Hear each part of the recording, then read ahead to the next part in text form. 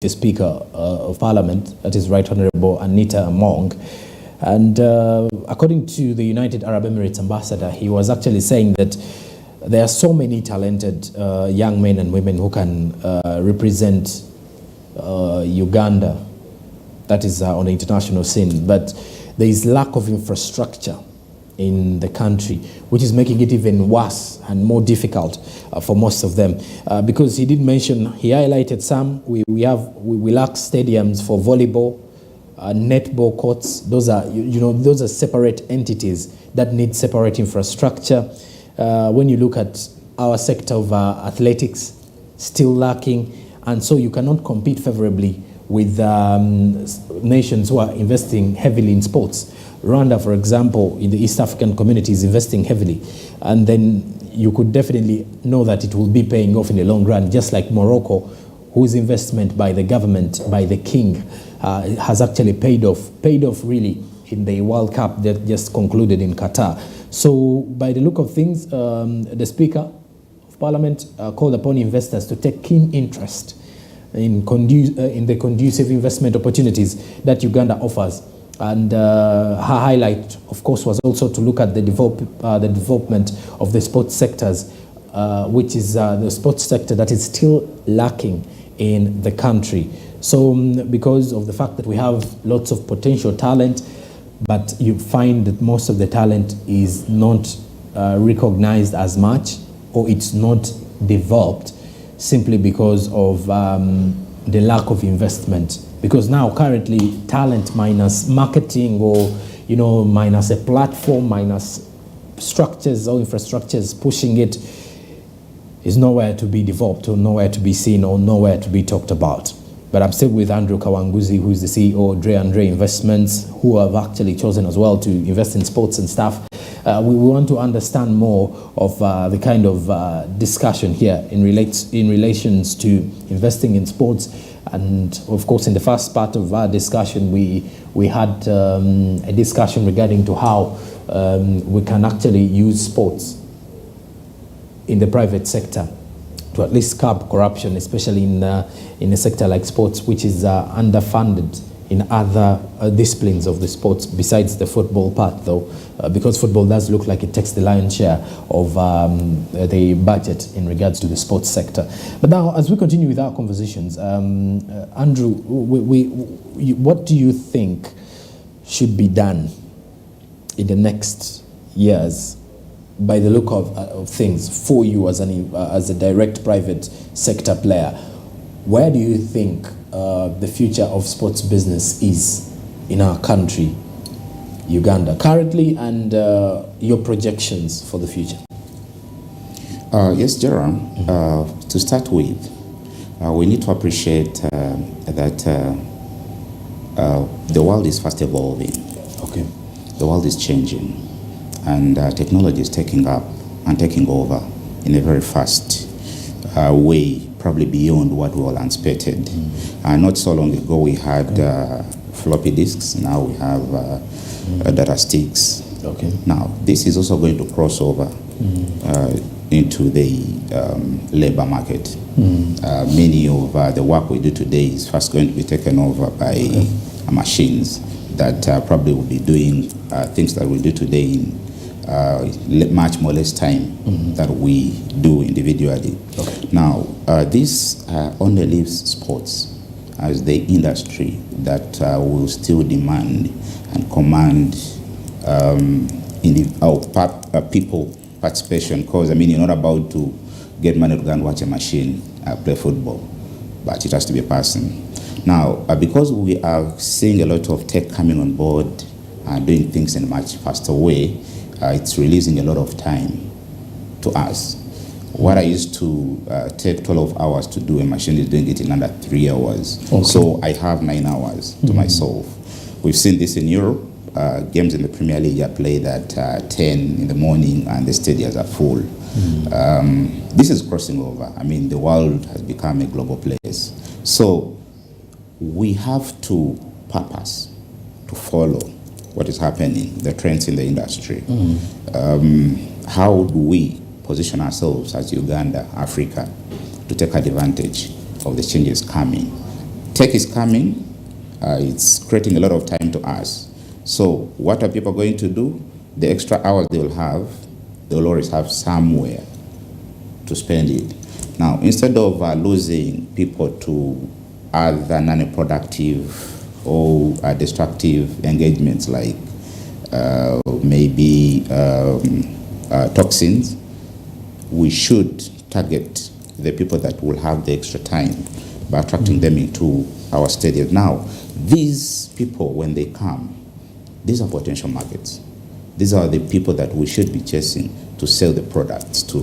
And this is exactly where the private sector has a core goal or core objective of following. Because, I mean, when you have extra time and you, let's say, walking into a stadium to watch a game, because of the numbers, like we see the different developed worlds in terms of sport, it becomes much easier to tag, to attract the private sector in a much more sustainable way.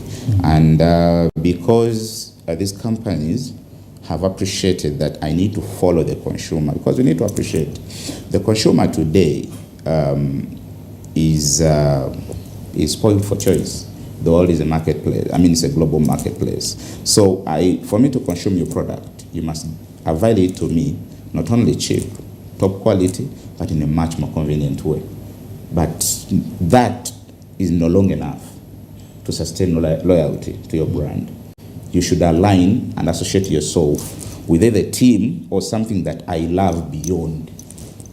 Today, I would say so many people are flying a certain airline because they sponsor the teams they really so much, associate with and love. So what I'm trying to say here is we need to purpose. We need to follow the trends. We need to follow the population. We need to follow the markets, so that when we have the numbers, when you have the numbers, it's automatic that then you will command the influence. Automatically, the private sector will follow you because that's where the market for the different products are.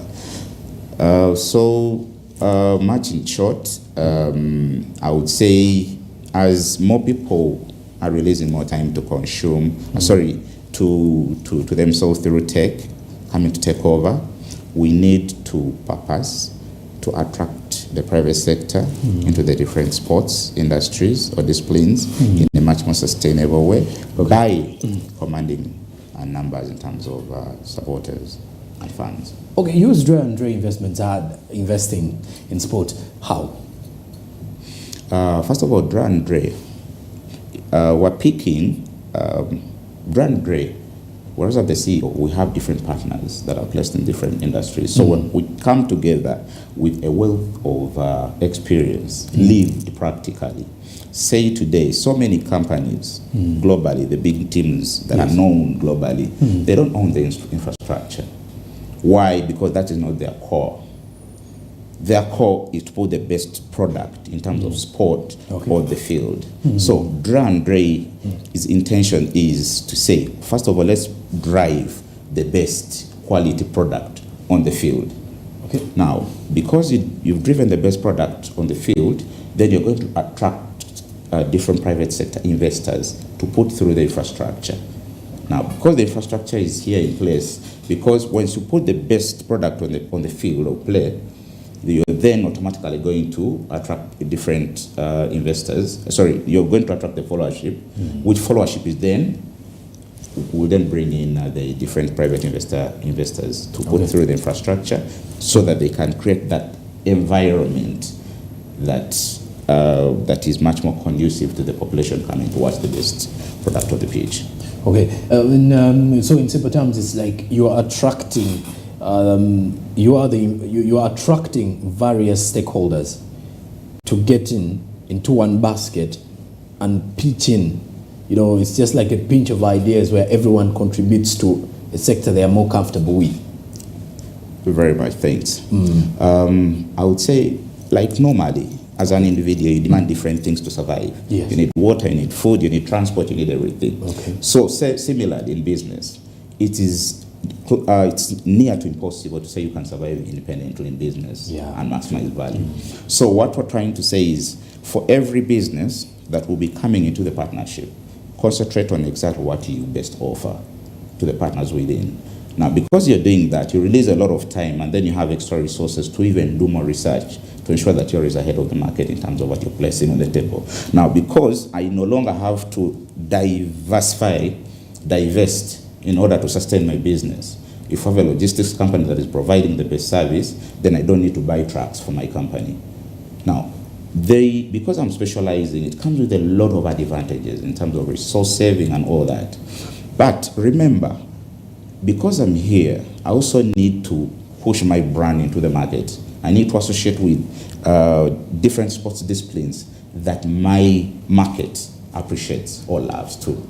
Now, by associating with different entities through sponsorship, it so means that, one, I'm not only creating brand loyalty, but I'm also creating direct demand, because the different disciplines will also come and consume my product. Some of the partners we have on board are hotels.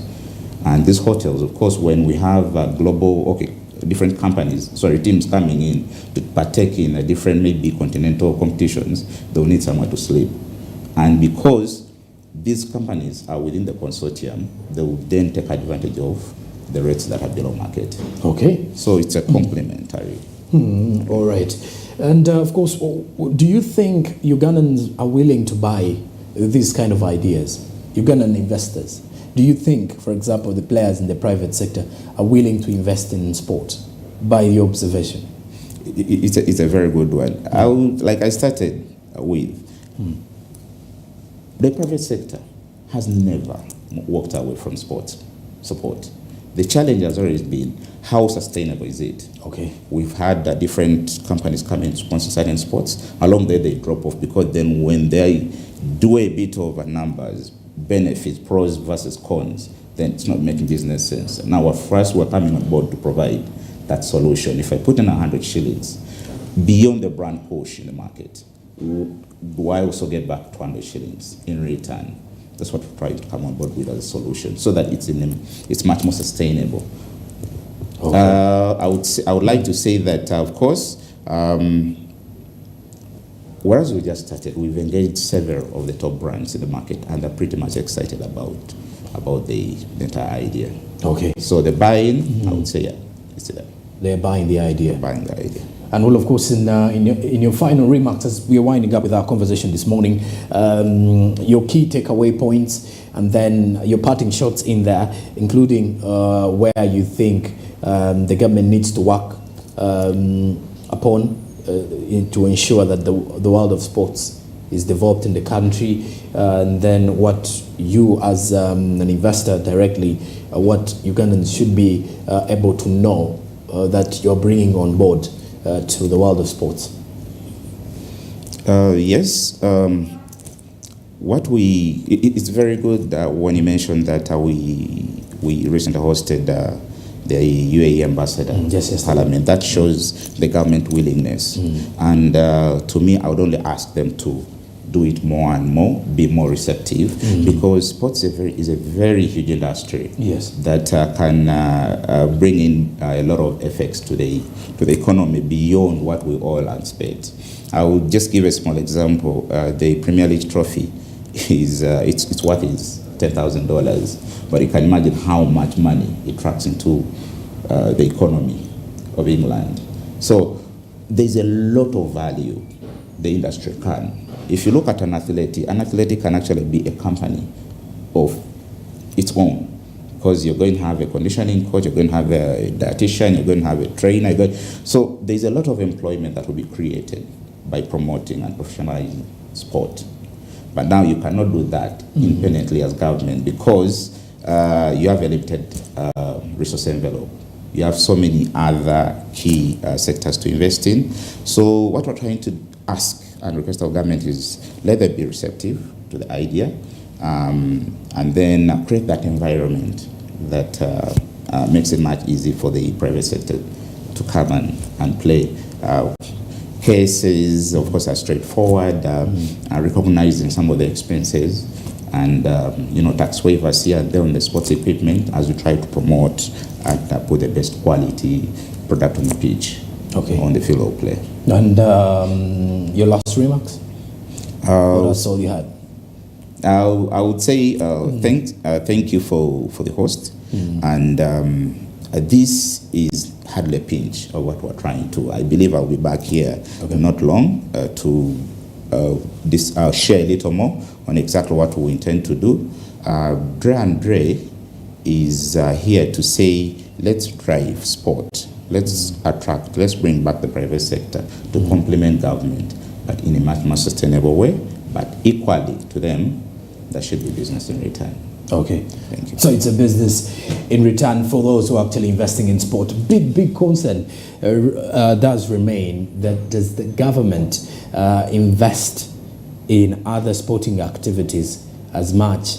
And of course, how are we going to attract investors in the sport? Because as we continue to create conducive environment for sports and everything, there are bigger questions about how much the government needs to invest and create an atmosphere for anyone who is yearning to invest in that. But that brings us to the end of our conversation here in regards to sports business. After the break, I return with a sum up of today's show. So keep it here. I'll be right back.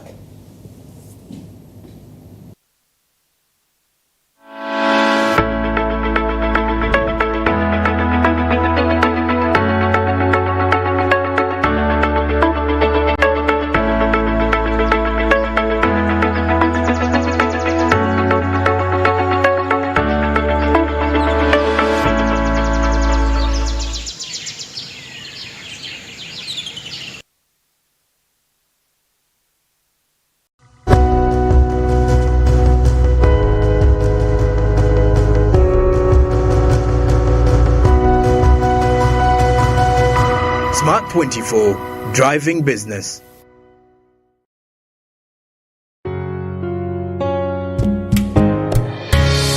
I'm a manager of Manyakabi Area Cooperative Enterprise. It was formulated way back in 2004. We are mainly in 3 enterprises: maize, beans, and soybean. We do cleaning, sorting, grading, and packing, and we sell them as grains.